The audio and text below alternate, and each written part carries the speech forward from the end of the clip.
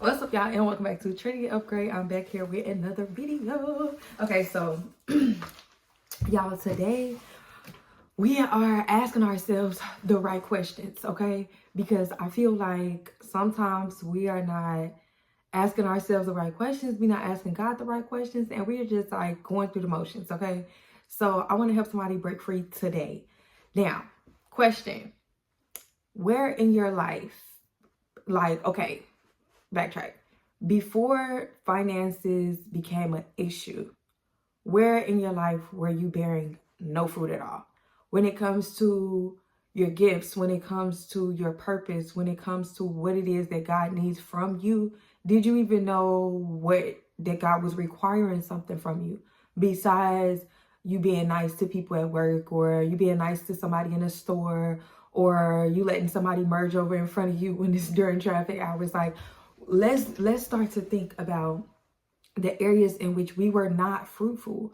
Because one thing about me, I'm gonna be honest with myself, and that's, some people have a problem with that, but all you have to do is pray and ask God to help you to be honest with yourself. Where were you bearing no fruit? So with me, God took away my finances, y'all. I'm talking about shut it down. And I was always the girl that kept a job. If you know what I'm saying, I always found a way to get some money, y'all. Like, I didn't play.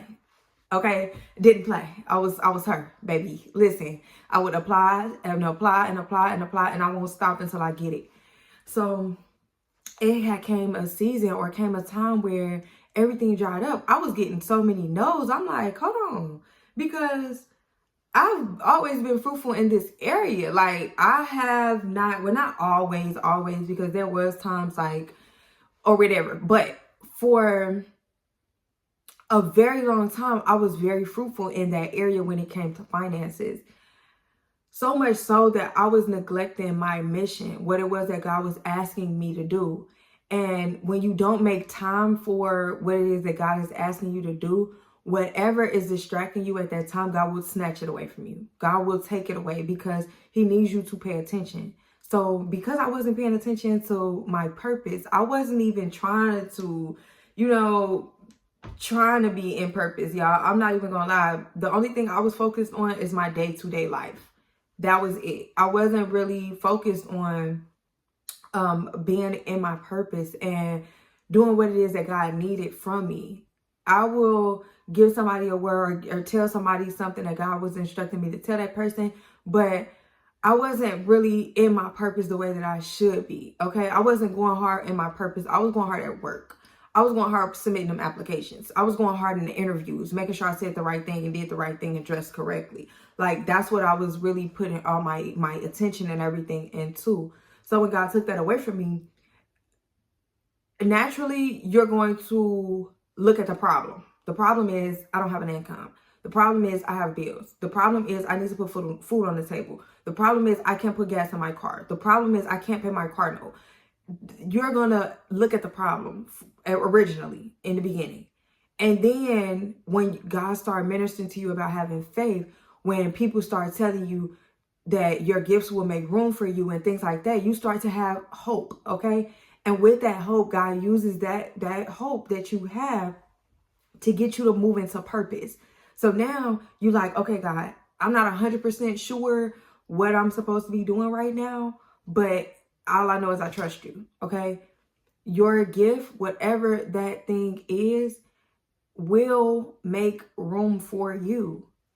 You have to be in purpose. You have to be working in your gift, okay? Because yes, it's easy to focus on the problem.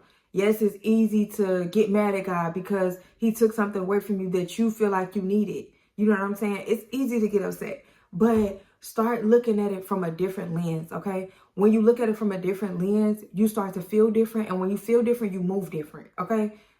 Pay attention, y'all. Pay attention to what God is doing. Do you not perceive it, baby? Do you not?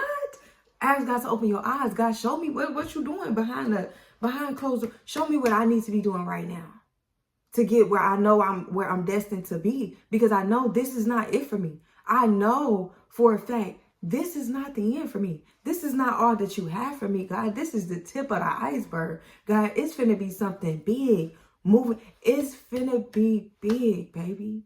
It's going to be so big that you can't even think of it right now. You thinking of all the ways that God can make this happen. You have not even thought of the way that it's actually going to happen because it's so massive. It's too big. It's too big for your little brain, baby. Listen, pay attention to where you are bearing no fruit when it comes to your purpose. When you wake up, you need to think, how can I serve somebody today? What can I do? If all you got is your phone, baby, get on the internet. Get on the internet and look for people that you can help. I'm talking, even if you just leave a message in somebody comment section and say, God love you. If you choose to do that for the day, how can you be of service to somebody else today? Also, if it's something that you are pursuing business-wise, think of this. If you feel like your business isn't moving the way that you want it to, think of this. How is your business serving God? How is your business bringing your people revelation to what it is that God needs from them, or ways that you can help them get to God? What are you creating? Are you creating something that is going to, that you can store it up in heaven? Are you creating something that will bring somebody closer to their destiny, to their purpose, to what it is that they're supposed to be doing? You have to create something that you can store in heaven. So if you like to sing, your praises, you worshiping, you getting other people to worship because they're listening to your music, that can be stored up in heaven, baby. If you are good with listening to people and listening to their problems, don't just listen to their problems. Give them godly advice, not from the flesh. There you go. That's your ministry right there.